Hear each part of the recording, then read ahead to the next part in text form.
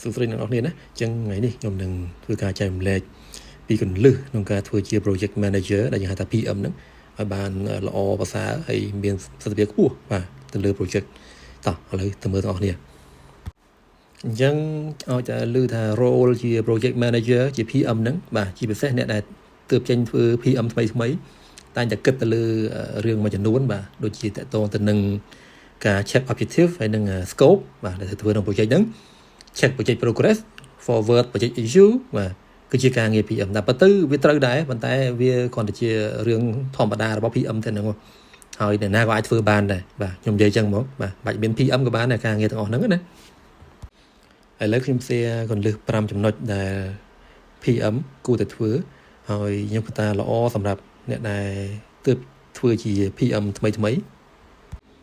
អញ្ចឹងធ្វើ PM អ្នកនរគ្នាត្រូវគិតទៅលើ project planning ដែលជា step មួយសំខាន់បំផុតបាទក្នុងការធ្វើ project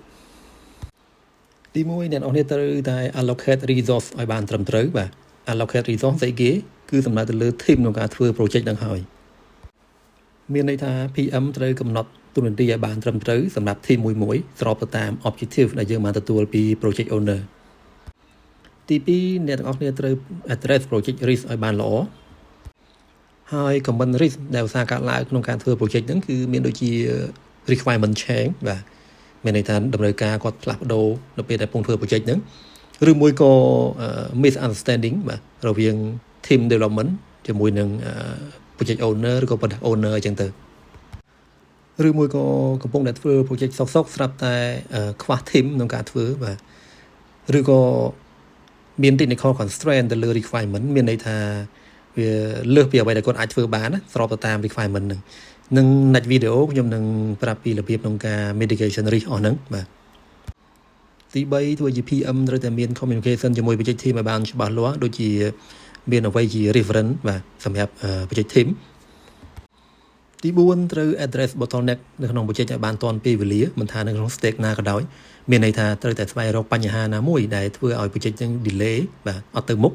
ហើយត្រូវ resolve វារបៀបម៉េចហើយចុងក្រោយគេទី5ត្រូវ minimize ទៅលើ escalation panic មានន័យថាត្រូវតែកាត់បន្ថយឲ្យបានច្រើនទៅលើ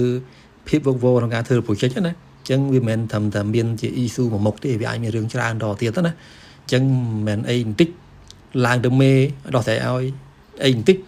ហៅ team ជួបជុំគ្នាតែរហូតបាទបើអញ្ចឹងគេរើស PM មកធ្វើអីបាទគេ expect ថា PM អាច resolve បានណាទៅលើរឿងរ៉ាវដែលបញ្ហាកើតឡើងក្នុង project ណា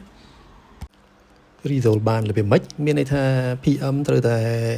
ដឹងពី root cause មានន័យថាមូលហេតុដើមដែលធ្វើឲ្យមានបញ្ហាហើយស្វែងរក team បាទដើម្បី resolve រឿងហ្នឹងទាំងអស់គ្នាអញ្ចឹងណាអាហ្នឹងគេហៅថា PM ត្រូវតែ resolve បានបើគ្មាន PM ទេគឺបញ្ហាវានៅ outstanding ចឹងរហូតទៅហើយ